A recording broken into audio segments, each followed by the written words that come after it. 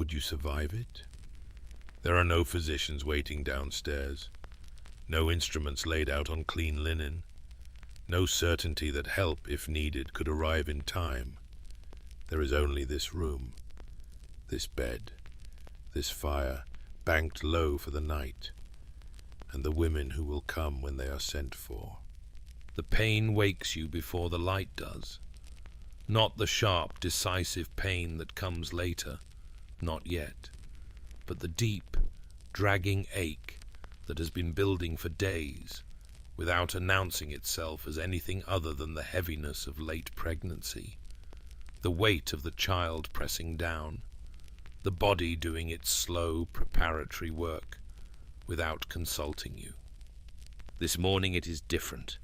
This morning the ache has a rhythm to it. It arrives, it recedes, it arrives again.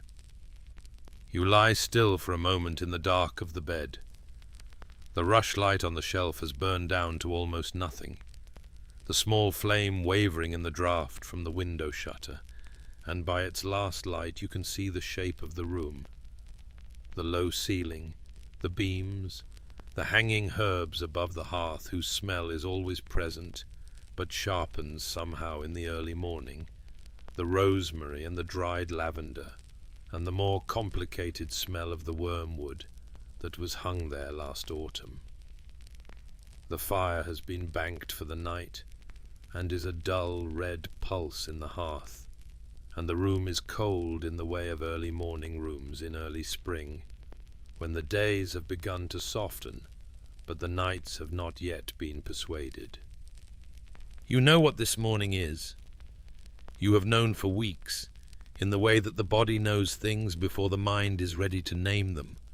The dropped weight of the child settling lower in the pelvis, the changed quality of your sleep, the particular tiredness that is different from ordinary tiredness, deeper, purposeful, as though the body is conserving itself for something it knows is coming.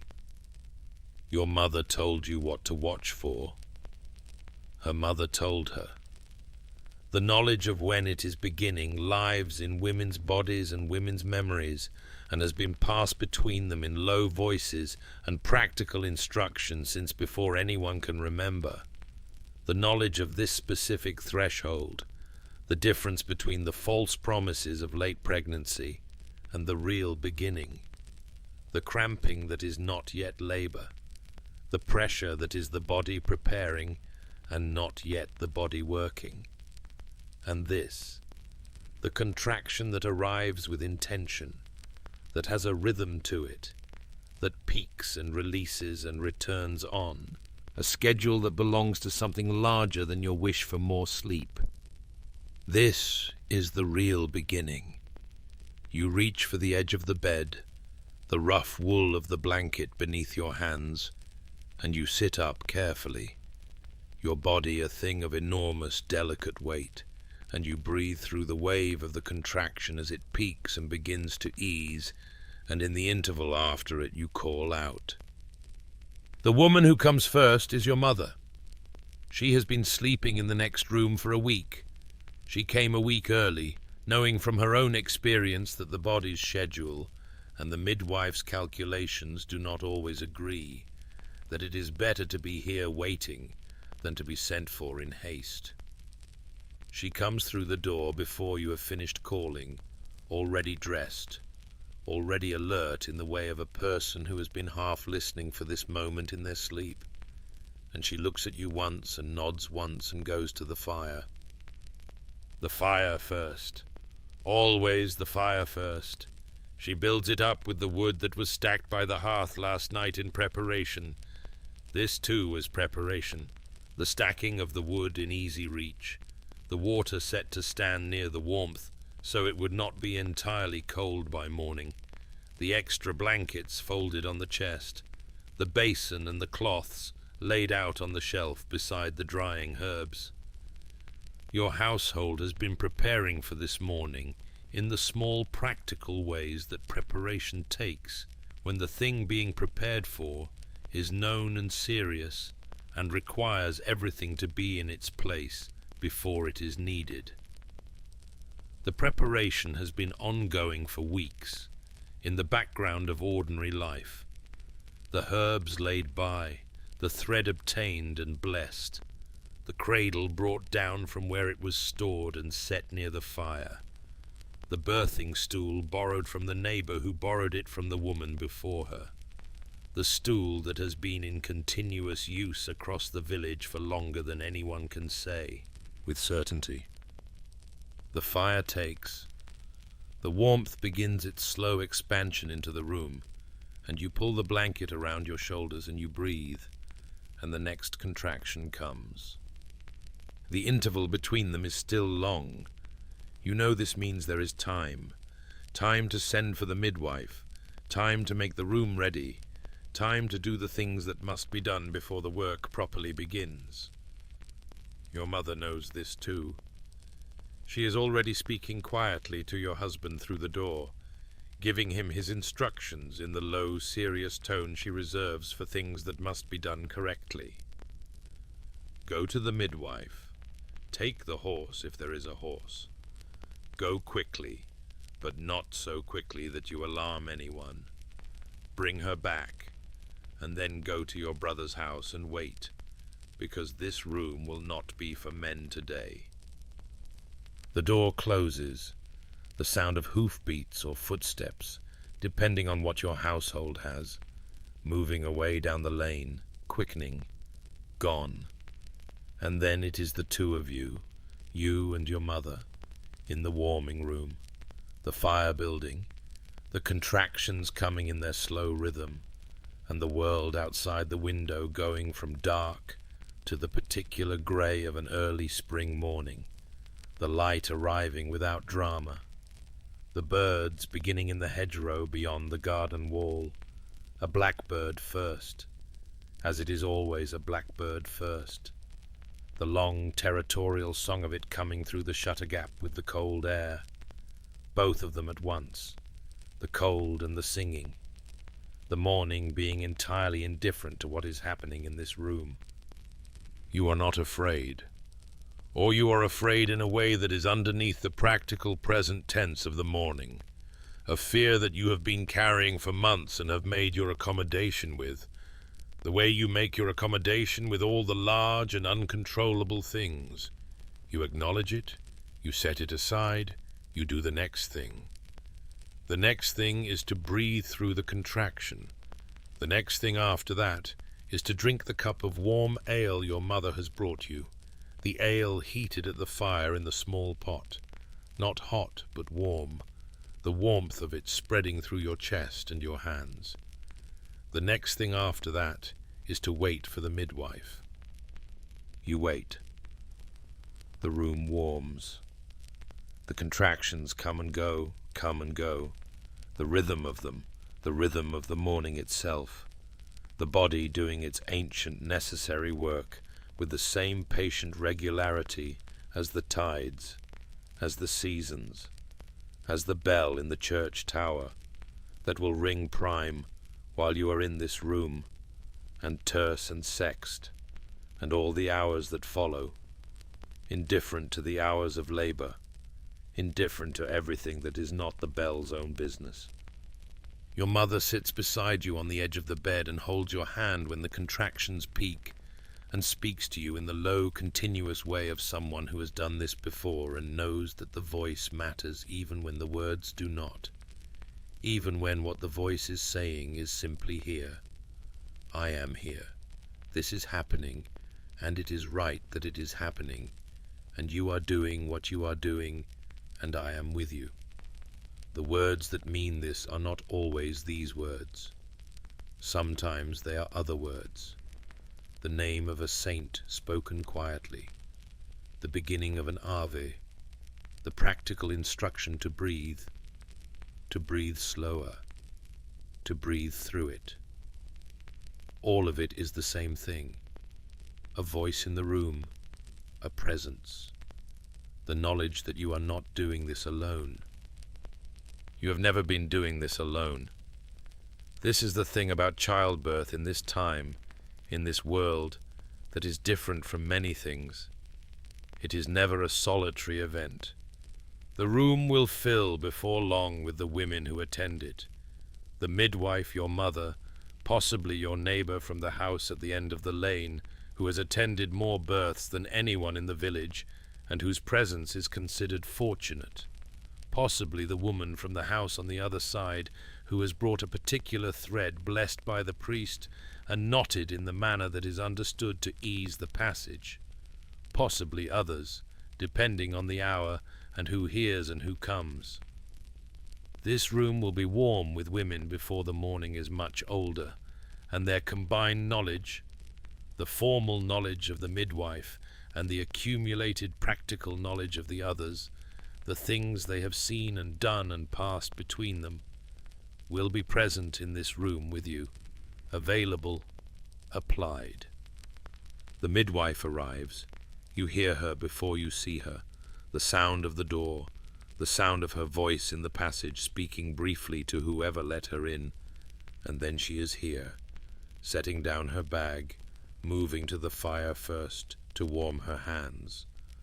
Always the hands, always warmed before they are used. She will not touch you with cold hands, and looking at you with the particular quality of attention that is neither clinical nor sentimental, but something more precise than both. The attention of a person who has attended more than 100 births, and who can tell a great deal from how a woman sits and breathes and holds her shoulders. She has been the midwife of this village and the 2 villages nearby for 20 years. She came to it through her mother before her, and in the way of such things the knowledge accumulated over those 20 years has been added to what she inherited, so that she carries now a body of understanding that is the product of several lifetimes, not only her own. She knows the herbs and their uses. She knows the positions. She knows the signs that mean this is progressing as it should, and the signs that mean something else. And she knows the difference between the fear that is ordinary fear and the fear that is the body telling her something she needs to hear. In her bag she carries the tools and remedies of her practice, the oils for her hands, made from the fat of animals and infused with herbs in the manner she learned and has refined, the oils that ease the examination and reduce the tearing that can accompany a difficult birth, the dried herbs in their cloth packets, each one labelled in the way she was taught, some of them for teas, and some for burning, and some for other purposes. The cord-cutting instrument, the small knife kept very sharp and cleaned after every use in the manner she has come to understand, is important without perhaps knowing precisely why it is important, only knowing that births that use a clean knife go better than births that do not. The lengths of cord for the tying, the cloths. All of these things have been assembled and maintained over 20 years, and they are as much a part of her practice as the knowledge in her hands and eyes, and the voice that she has calibrated over 2 decades of being the voice in rooms like this one. She warms her hands at the fire. She asks you how long, and you tell her, and she nods and asks you what the contractions feel like now, and you tell her that too, and she listens with the full attention of a person who is gathering information she will need, and she nods again, and she tells you, in the calm, matter-of-fact voice she uses for these things, that it is early yet, that there is time, that you are doing well. You are doing well. This is not reassurance in the hollow sense. This is a report. She has assessed you, and the assessment is that you are doing what you should be doing, the body working as bodies work, the labor establishing itself in the correct rhythm. This is information. You receive it as information. The room, by the time the morning has properly arrived, by the time the light through the window shutter is the grey-white light of a spring day rather than the flat grey of early dawn, has become the room that a birthing room becomes. The extra blankets are on the bed. The water is heating, 2 pots of it, because there will be a need for hot water, and then a need for more. The herbs that the midwife has brought from her bag have been added to the air of the room in the ways she prescribes. The lavender in the heating water, the dried raspberry leaf made into a tea that she gives you to drink during the longer intervals, the frankincense that she burns in a small clay dish near the head of the bed, the smoke of it rising thin and sweet into the low ceiling. The room smells of all of these things layered on one another, and underneath them the smell that belongs to the room itself, the smell of the house and the fire and the herbs already hanging, and the specific smell of a birthing room, which is not unpleasant but is its own thing, the smell of a room that is doing serious work, that has been prepared for something that requires everything it can offer. Your neighbor has come. She brought the blessed thread, which the midwife takes without comment, and ties in the prescribed manner around your wrist, the knot loose enough not to constrict, the thread of a specific weight and color, blessed on the feast of a saint whose intercession is particularly sought in these rooms, in this work. The thread is tied, a prayer is said, your mother says it, and your neighbor says it with her.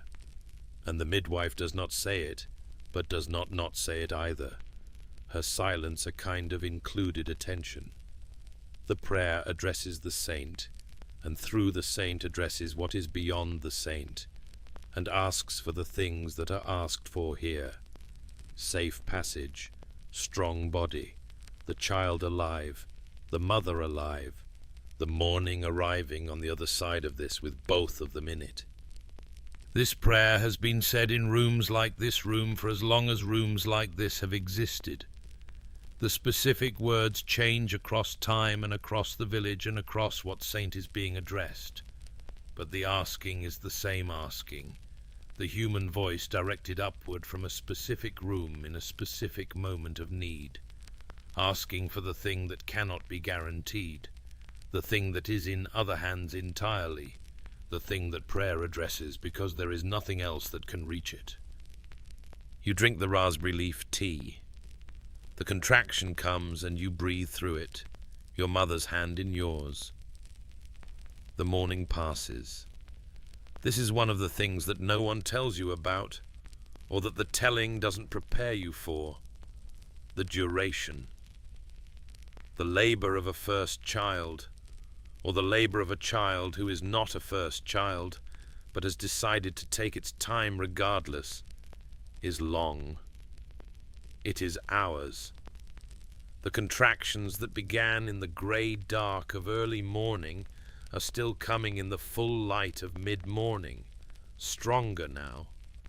The intervals between them shorter, the work of them more complete, requiring more of you than the early ones did. You have moved from the bed to the birthing stool, the low stool that was borrowed from the neighbor, worn smooth on its seat from generations of exactly this use, because the midwife has found from long experience that sitting upright in this way, with gravity a participant rather than something to be managed, tends to ease the progress. Your mother stands behind you, her hands on your shoulders. The midwife is in front of you, kneeling, her hands warm, her attention complete.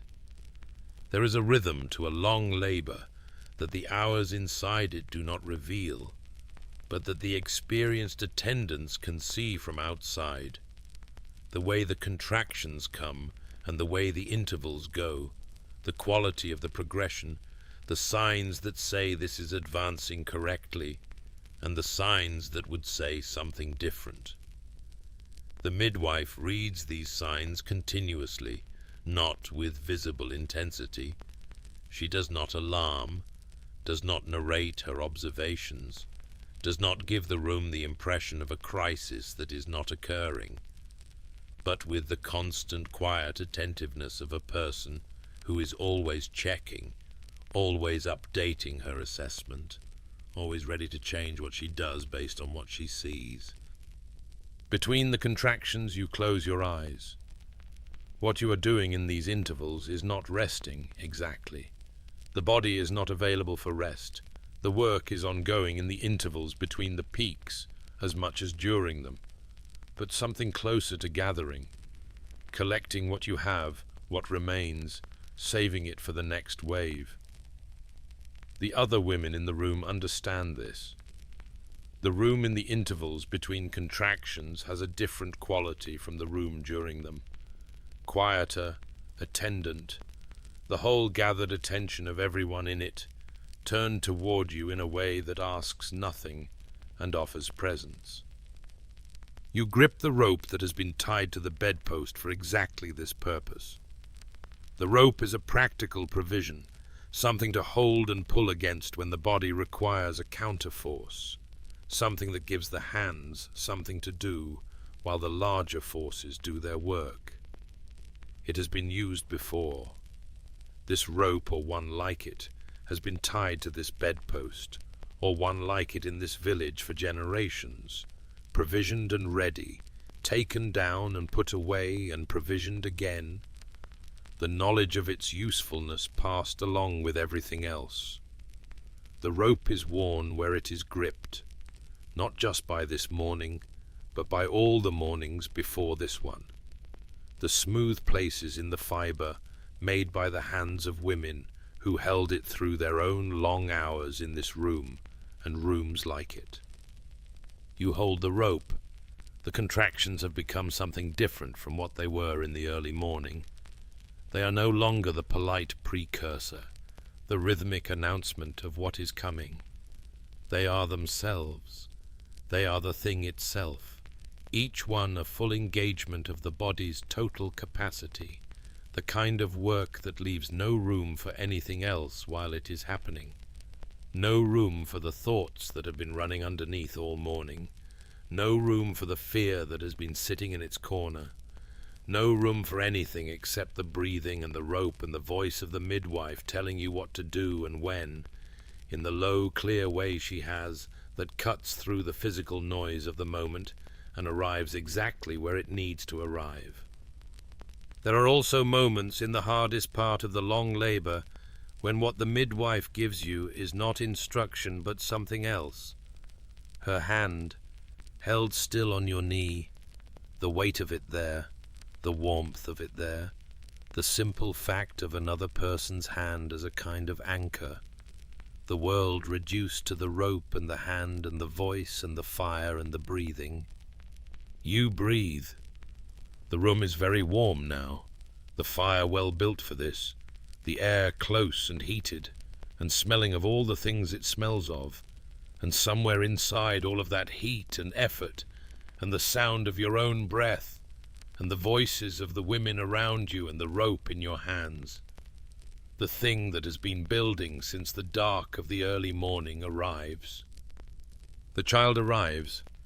First the sound, unexpected, always, regardless of what you knew was coming.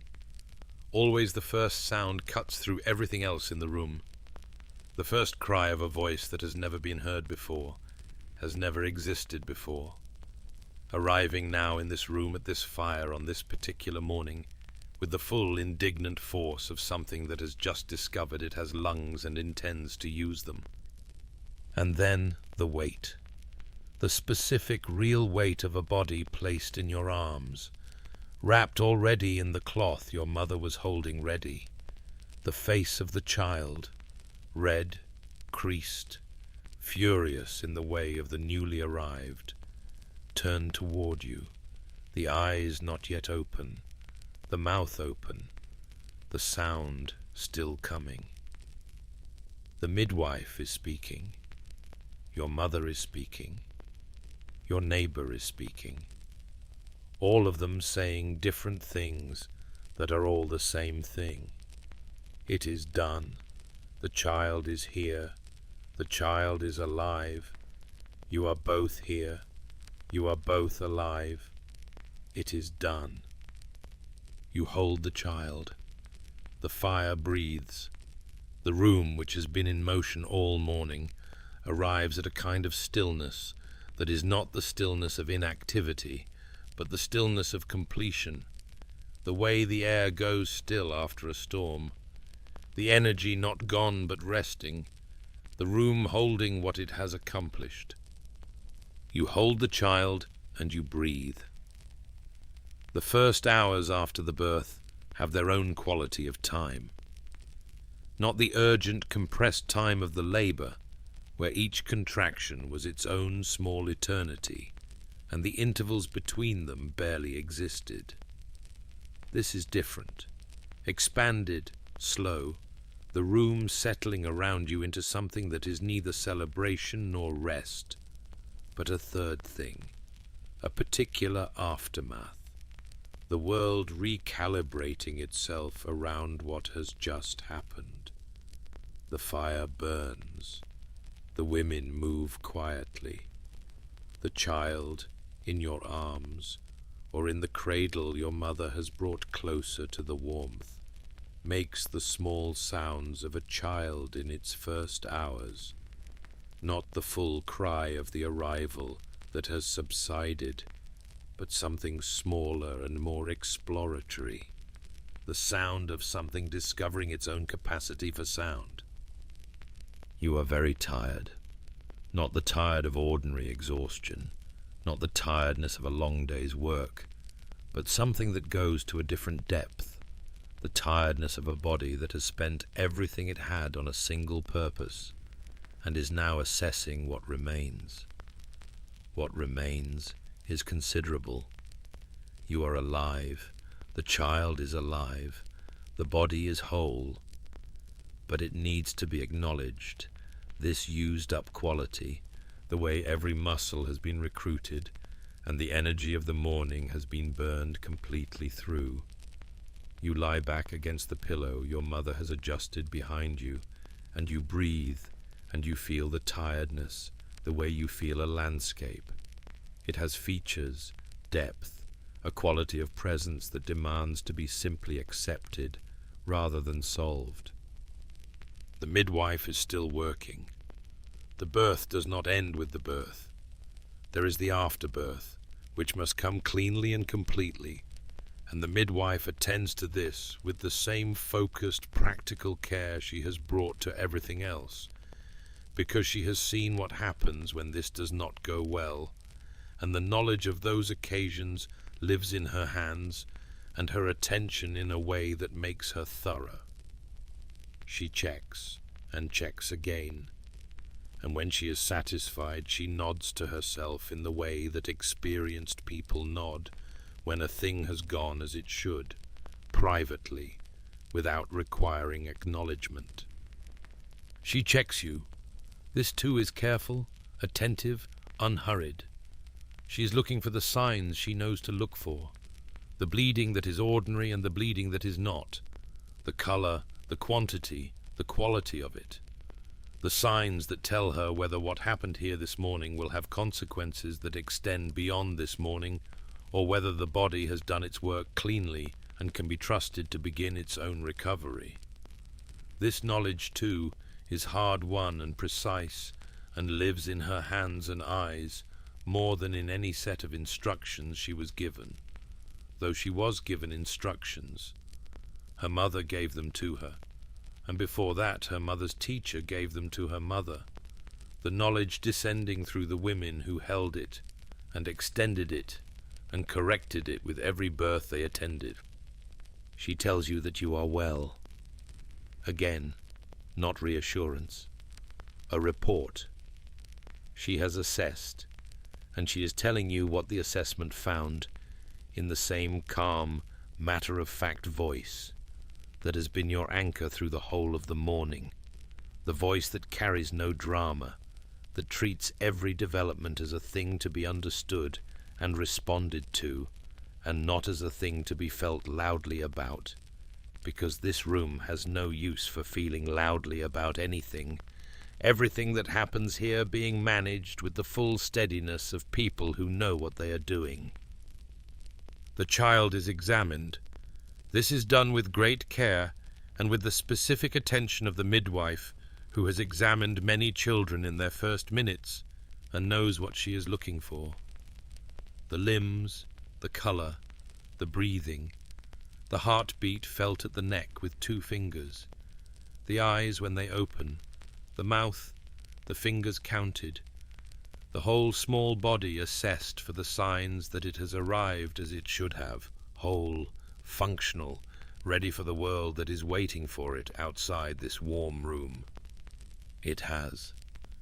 The child is whole and functional, and the midwife says so, and your mother repeats it in a different voice, the voice of a grandmother saying for the first time what she will say many more times. The child is here, the child is well, the child is whole. You look at the child. The face of the child in the first hours is a face that is still arriving, still emerging from what it was into what it will become, the features not yet settled into their final arrangement, the eyes, when they open briefly, squinting against the light that is still very much brighter than anything they have previously encountered.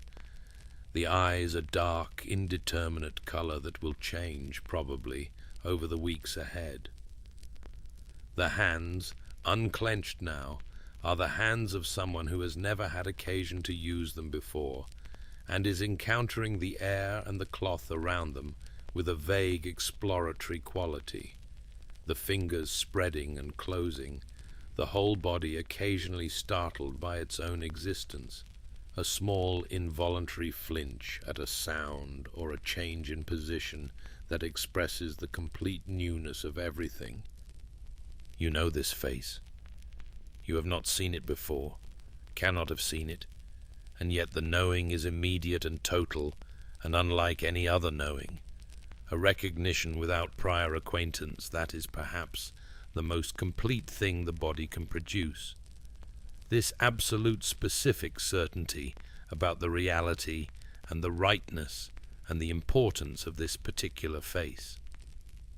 You hold the child and you do not speak.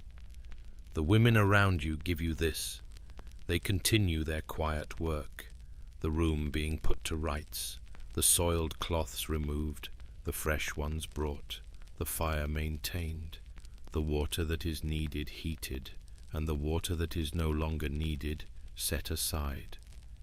And in doing all of this, they arrange themselves around your stillness, your holding of the child, the way people arrange themselves around something that must not be disturbed, the talk that will come, the practical conversation about what happens next and what must be done and who must be told, all of that can wait. This moment has a claim on the room that supersedes the practical. After a time, a long time, perhaps an hour, perhaps longer, time in this room continuing to move by its own measure, the child is cleaned and swaddled. Swaddling is the midwife's work, the wrapping of the child in the long strips of cloth that will hold the limbs straight and close, that will keep the warmth near the body, that will give the child the bounded security of pressure, the closest approximation the cloth can make to what the child has left behind. The midwife does this with efficient, practiced movements, the cloth going around and around in the prescribed way, the child emerging from the process quiet and enclosed, and regarding the ceiling with a kind of impersonal calm that is one of the more tranquil things a new child can do. The swaddled child is given back to you. Outside, the day has continued in its usual way. The birds have long since finished their morning song. The village is at its daily business. The sound of it comes through the shutter gap along with the spring air, the sounds of livestock and distance, and the ordinary world proceeding without reference to what has happened in this room. The blackbird that was singing when all of this began has either finished or moved to a different hedgerow. The bell in the church tower rang at terce while you were in the deepest part of the labour, its sound reaching you from a great distance, belonging to a different order of time from the one you were inside. Now the bells can be counted again. Sext is ringing. Midday. The morning has gone, the whole of it, and you are still here, and the child is still here, and the fire is still burning, and the room smells of lavender and frankincense, and the ordinary warm smell of a room that has held many people through a significant morning. Your mother is eating something at the small table near the window. She has not eaten since before dawn, and the midwife told her firmly to eat, as she tells everyone to eat at the appropriate moment, having seen the consequences of women who attend births and forget to attend to themselves. The neighbor has gone home to her own house and her own work, promising to return in the afternoon. The midwife is drinking the ale you pressed on her, sitting on the stool near the fire, not quite resting. She is never quite resting. There is always something her attention is still checking, but allowing herself the small pause that the morning has earned. Her hands are folded in her lap. Her eyes are on the fire. She has attended to everything that needed attending to, and for this moment the work is done, or this chapter of it is done, and the fire and the room and the child in the cradle and the woman resting in the bed are all in their correct state. You are hungry. This arrives suddenly, as hunger does when the body has been occupied with something so consuming that it pushed hunger out entirely, and now, released from that occupation, discovers the hunger was still there all along, waiting. The hunger of the hours after birth is a specific hunger, urgent and simple, the body demanding what it needs with the directness of something that has just spent everything it had on a single effort and knows what must be replaced. Your mother, who anticipated this as she has anticipated everything this morning, has the broth ready. The broth has been heating on the fire since early morning, since before the birth. She set it there before the midwife arrived. The long simmering broth of a good bone with herbs. The broth that she makes in the knowledge that it is the first food of recovery. That whatever else is needed, the broth is needed first. It has been sitting in its pot at the edge of the fire all morning, doing its slow work, and it is ready. She brings it to you in the deep bowl, and you hold it with both hands, and you drink it without ceremony, the warmth of it going all the way down, the salt of it, the specific richness of a bone that has given everything it has to the liquid. And this drinking is among the simpler pleasures of the day, but is experienced in this moment as profound, the body receiving what it asked for with the gratitude of something that has earned the right to ask. You drink the broth. The child sleeps. This is the thing about the first hours and days with a new child that the body understands before the mind does. The rhythms of another living creature are now the rhythms you will live by, or rather they will insert themselves into the rhythms you already live by and rearrange them, and this rearranging has already begun. The child sleeps when it sleeps, and wakes when it wakes, and requires what it requires at the intervals it chooses, and none of this consults the household schedule, or your need for rest, or anything outside itself. This is the first fact of the new arrangement. You have been told this by every woman who has had a child before you. The telling does not fully prepare you for the reality of it, which is something that can only be understood from inside. The danger, which is real, and which every woman in this room knows is real, and which has been held in the awareness of the midwife and your mother since before this morning began, does not announce itself in the first hours. It announces itself later. This is the truth that sits beneath the immediate relief of the birth, the relief that the child has arrived, and the labor is done. The birth being done is not the same as the danger being done. The women who have attended births know this. The midwife knows this above all.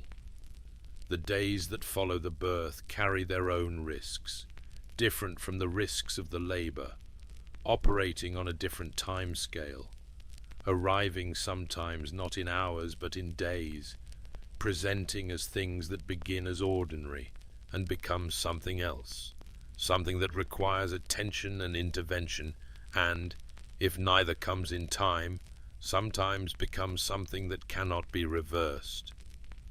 But right now the child is sleeping, and the broth is warm, and the fire is burning, and the spring day outside the shutter is doing whatever a spring day does in the absence of attention, and you are still here. The fever is the thing that is watched for, not the slight warmth of the first day, the body's ordinary heat as it does the work of recovery. This is normal and expected, and the midwife has seen it 1,000 times and does not worry about it. The fever that matters is different. It comes in on the 2nd or 3rd day, sometimes later, and it comes with a specific quality that the midwife recognizes, a heat that is purposeful, directed, the body fighting something that has gotten inside it through the open places of the birth. This is what is watched for. This is what every woman in the village has heard about from other women, the stories that move between them at the well and in the fields and in the houses during the long evenings, the stories that are not told to frighten, but because the knowledge they contain is necessary, is the difference between catching something in time and not catching it in time. The midwife has her remedies for fever, should it come. She carries them in her bag, the willow bark that reduces heat when made into a drink, the yarrow that can be used in several ways, depending on what the fever presents with, the elderflower, other things beside, each of them accumulated into her practice through experience, through the birth she has attended, where fever came and was managed, and through the births where it came and was not managed in time, the two kinds of outcome both available to her memory, both informing what she does and when and how. She does not speak of the births that went wrong. She does not need to. The fact that she is still doing this work after 20 years of it says something about the proportion of the outcomes, the fact that most of the time the fever does not come, and when it comes most of the time it can be managed, and the cases where it could not be managed are the exception, the serious exception, the exception that is never far from any honest mind in a room where a birth has just occurred, but that is not the rule. For now there is no fever. For now there is only the room and the fire and the child and the broth and the tiredness and the slow, remarkable knowledge that you are on the other side of it. The midwife returns in the afternoon to check on you and will return again tomorrow and the day after that, for as many days as she judges the checking necessary. This is her practice. She does not attend a birth and then leave. She attends the birth, and then she attends the days that follow it, the days when what she is watching for might appear, the days when her knowledge is still needed even if nothing goes wrong, especially if nothing goes wrong.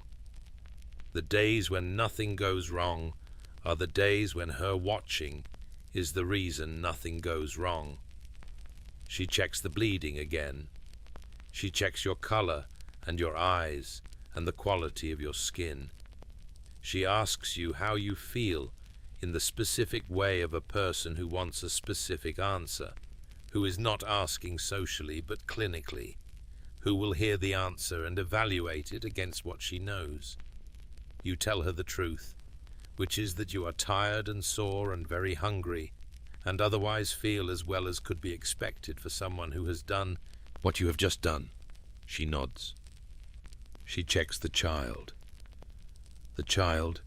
who has been sleeping in the swaddled completeness of a new creature in its first day, regards the midwife briefly when she unwraps the cloth to examine it and then returns to regarding the ceiling with the same impersonal focus it had before, as though the ceiling is a text worth studying.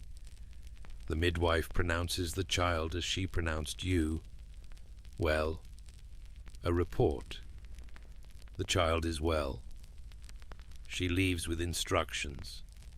The instructions are practical and specific, and your mother is given them because your mother will be here for a week at least, possibly longer, and will be the person responsible for observing what needs to be observed and sending for the midwife if what she observes requires it. The instructions cover what is normal and what is not, what warrants watching and what warrants sending, the signs that mean all is progressing as it should, and the signs that mean something else. Your mother listens the way she always listens to practical information, carefully, without interrupting, with the slight forward inclination of her head that means she is filing this away in the reliable storage that has never failed her yet. The naming has been decided already, or mostly decided, the way these things are mostly decided in advance, and finally decided in the presence of the child, which sometimes changes what was decided and sometimes confirms it. The name that was decided is said now for the first time in the child's presence, spoken into the room, the first time the name and the child occupy the same space. The name settles into the air of the room, and something about the room becomes more definite with it, the child having a name now, the name having a child, the two things joined. Outside, the afternoon light is the particular slant of a spring afternoon, still too cool to be summer, but carrying in it the suggestion of warmth, the light that falls on a world that is in the middle of returning to itself after the winter. The fields are greening. The hedgerows that were bare a month ago are beginning their slow explosion of new growth. The garden behind the house, which was turned and planted in the weeks before the birth, when you could still manage the work of it, is doing something underground that will become visible in another few weeks. The seeds doing their patient, invisible work in the dark of the earth. The midwife goes. The afternoon comes and goes. Your husband is sent for, or he comes back of his own accord, having received word from whoever passed it along. And he stands in the doorway of the room for a moment before he is given permission to enter, which your mother gives him with a nod. And he comes in, and he stands at the foot of the bed, and he looks at you and then at the child in your arms, with an expression that is the expression of a person encountering something they were told about, and understood intellectually, and are now understanding in a different way entirely, the way that only the direct sight of a thing can produce. He does not speak immediately, neither do you. The child, sensing perhaps the change in the room, or perhaps nothing at all, makes a small sound and then subsides, and in the subsiding, the sound hangs in the air between you for a moment, and then is gone. He sits on the edge of the bed, and he looks at the child, and after a while he asks, if you are well, and you tell him you are, and after a while longer, he asks if the child is well, and you tell him that too. And the conversation that follows is not much longer than this, because the fact of the child in the room makes a great deal of what would otherwise need to be said unnecessary. The world is returning. You are returning. This is the word that occurs to you in the quieter moments of the first days, as the child sleeps and the house arranges itself around the new fact of the child's presence in it, as the practical work of the household, the fire, the food, the water, the animals, all the daily maintenance of a life, continues around the still center of the birthing room, returning. The body returning to itself, or rather to a new version of itself. The version that has done what it has done, and is now the version that did it, carrying that experience in its tissue and its knowledge the way the land carries its history in the shape of its fields and the depth of its soil. The body has a long returning ahead of it. This is also something the midwife told you, and your mother, and the knowledge that lives in the experience of the women around you. The body's return from birth is not measured in days. It is measured in weeks, in months. The structures that were altered by the pregnancy and the birth, the internal architecture of a body that has expanded to hold another body and then released it. These things heal on their own schedule, and the first weeks are for rest in a way that is not simply rest, but a specific prescription, a requirement, the body's demand for the stillness that makes healing possible. You are given this. The household makes space for it. Your mother stays. Your husband takes on what she does not take on. The neighbor who came on the morning of the birth comes again on the second day and the third, bringing food, carrying water, sitting with you for the intervals when company is what the afternoon requires. Other women come too in the days that follow, a steady and informal procession, each one arriving at the door with something, a pot of food or a piece of cloth or simply themselves, their company, their experience, their particular version of the knowledge that is being passed toward you across these visits. This is the reciprocity of the village in its most essential form. Not charity, not obligation in the narrow sense. Something more like the acknowledgement that the thing that happened in this room happens to every woman in the village, is the central physical fact of every woman's life in this time and this place. And the community's response to it is the community's response to itself, to the continuation of itself, to the thread of generation that runs through every house and every family and every name spoken into a room above a child's sleeping face. The women who come to your door in the days after the birth are coming to something that belongs to all of them as much as to you. The birth itself, the continuation of the community, the child who will be baptized in the church where their own children were baptized, and will grow up in the village where they grew up, and will in time be the one bringing the pot of food to the door of the woman who has just given birth. On the third day you watch for the fever, not with dread exactly. Dread would be too consuming, would take too much from the rest and the recovery that are also necessary, but with the background attentiveness that the midwife's instructions have installed in you and your mother both, the slight elevation of awareness that means the normal morning assessment of how you feel carries an extra layer of question. Is this ordinary tiredness, or is it the tiredness that comes with a rising heat? Is this discomfort ordinary, or is it the specific quality of discomfort that means something has changed? You check yourself the way the midwife showed you to check, the back of your hand to your own forehead, the awareness of your own skin, the presence or absence of the chill that sometimes precedes the fever's rise.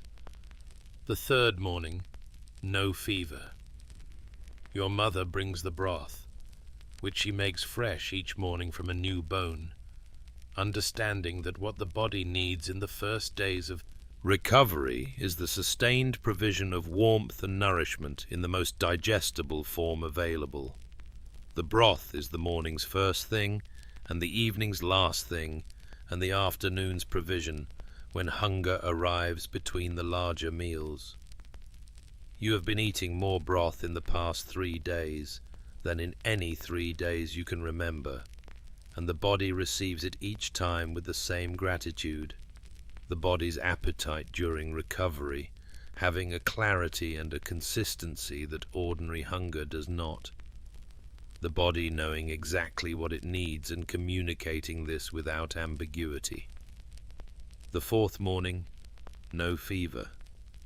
The child is 3 days old and already different from the child of the first morning, the features settling by perceptible degrees into the face that will be this child's face, the eyes focusing with slightly more intention, the crying taking on different qualities, the hungry cry, which you are already learning to distinguish from the other cries, the cry that means something else, the cry that means simply being awake and in the world and having opinions about it. You are learning the child the way you learn any new thing, by being with it, by attending to it, by accumulating the small observations that over time become knowledge. Your mother watches you learning. She remembers learning you. She does not say this, but you know it, in the way you know things about people who have been attending to you since before you could attend to anything. You breathe. By the 5th day, the midwife begins to speak of the days ahead in slightly different terms, begins to mention what will be possible in the weeks that follow, rather than only what must be observed now. She speaks of the churching that will come when you are recovered enough, the ceremony of thanksgiving and the formal return to the church's life and the community's public life.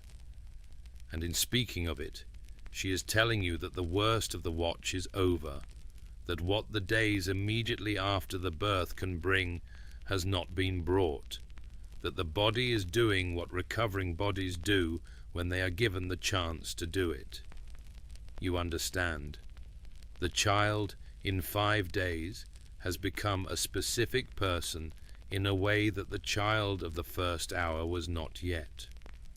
The features have settled slightly, the face arrived at something closer to what it will be, the eyes open more reliably now and focus on things, not clearly, not yet, the eyes of a new child still learning the basic operation of seeing, but with intention, with the beginning of attention, the face turning toward light and toward voices and specifically toward your face, with a consistency that seems, in the most literal possible sense, deliberate. The child knows your voice. This is something the women told you would happen, and that you understood as information, and now understand as fact. The child knows your voice from having heard it for the whole of the months inside you, the voice experienced not from outside but from within, conducted through the body's own substance, so that the sound of your voice is the oldest sound the child has heard, and the one to which it turns most consistently, the voice that says something to the body below the level of language. You talk to the child, not always in words that mean anything in particular, sometimes in the low, continuous murmur that comes naturally, the voice of proximity and presence, the voice that says, "Here, here, I am here," the same voice in a different key from the voice your mother used through the long hours of the labor, the voice that is simply the sound of another person near enough to be heard. You tell the child things about the room, about the fire, about the herbs hanging from the rafters, and what they are called, and what they are for. You tell the child about the season, that it is spring, that the garden outside is beginning, that the blackbird in the hedgerow has been singing since before the child arrived, and is still singing now, and will still be singing when the child is old enough to understand what a blackbird is. None of this is information the child can receive. All of it is the sound of your voice, which is exactly what the child can receive. On the 7th day you are permitted to sit by the fire instead of only in the bed. This small change of location has a quality of event to it that the change of location would not ordinarily have.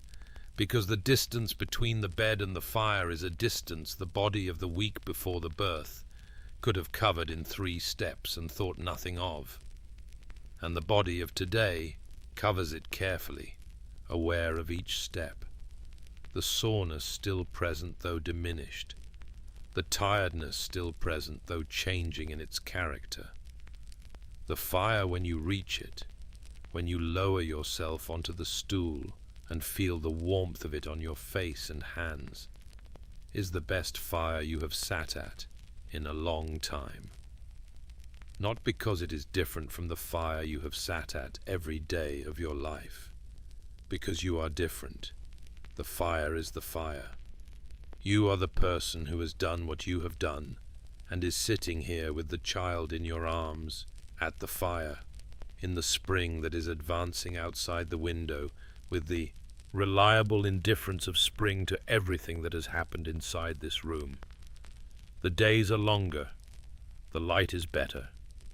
The garden that was planted before the birth is doing its underground work and will break the surface in its own time, indifferent to your recovery schedule as to everything else, concerned only with what the earth and the light and the rain have to offer and what can be made of them. The child is learning to eat.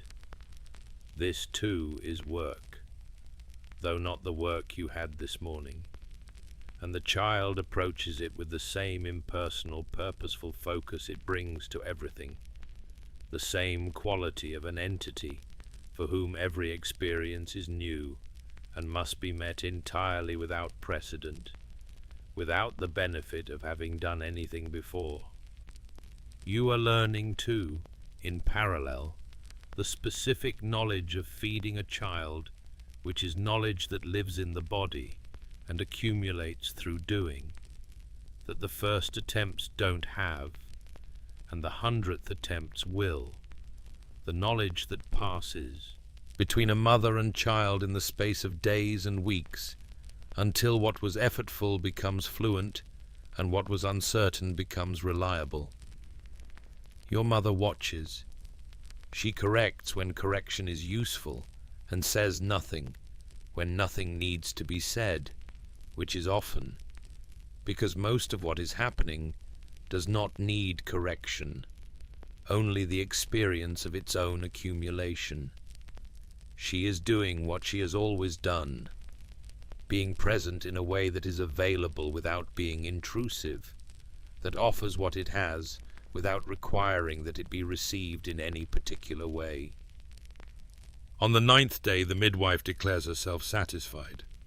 She will still come, but less frequently, the daily visits giving way to the visits of a woman who is checking on a recovery that is progressing as recoveries progress, rather than the visits of a woman who is watching for things that haven't happened and hoping they won't.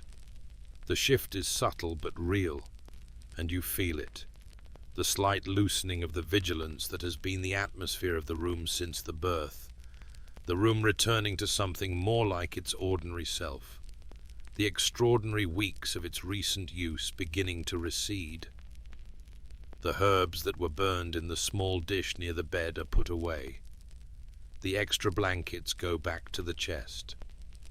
The rope that was tied to the bedpost is untied and wound and stored away for the next time it is needed, which will be in some other room in the village in some other season, because this rope or one like it has made the rounds of the village for as long as anyone can remember and will continue to make the rounds after you, after your mother, after whoever tied it and whoever untied it before this morning.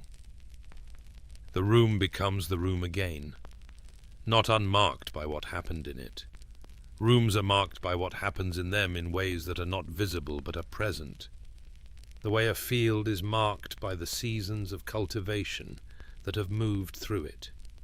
The way a path is marked by the feet that have walked it.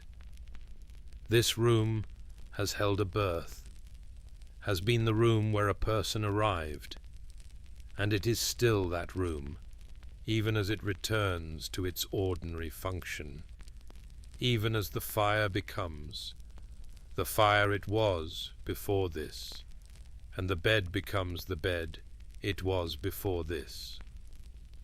You begin, very slowly, to return to the work of the household. Not all at once. The returning is gradual, the body's capabilities expanding day by day, the energy available each morning slightly more than the morning before, the soreness retreating at its own pace, the sense of yourself as a person who can do things rebuilding itself from the small things first, sitting at the fire for longer, walking the length of the room without effort, standing at the window to look at the garden with the child in your arms, the garden showing its first green shoots now, the seeds having done what seeds do in the dark of the earth over the past weeks, indifferent to everything above the soil and utterly reliable in their own terms. The child is 2 weeks old when you stand in the doorway of the house and look out at the lane. The morning is clear and cold, the way spring mornings are clear and cold, the sky the pale washed blue of early light, the lane still frosty at the edges where the shadow lies, the village beyond it doing its morning business with no reference to what has happened in this house these past weeks. The blackbird is singing in the hedgerow. Not the same blackbird, almost certainly. There is no way to know. Or perhaps the same blackbird, holding its territory across the fortnight of your interior, continuing its territorial assertions into the spring, regardless of the drama happening inside the house at the end of the lane. You stand in the doorway with the child. The child, looking at the morning for the first time from outside the room that has been its entire world, does what the child does when encountering something new, brings its full, undivided attention to bear on it, the eyes wide, the face tilted up toward the light.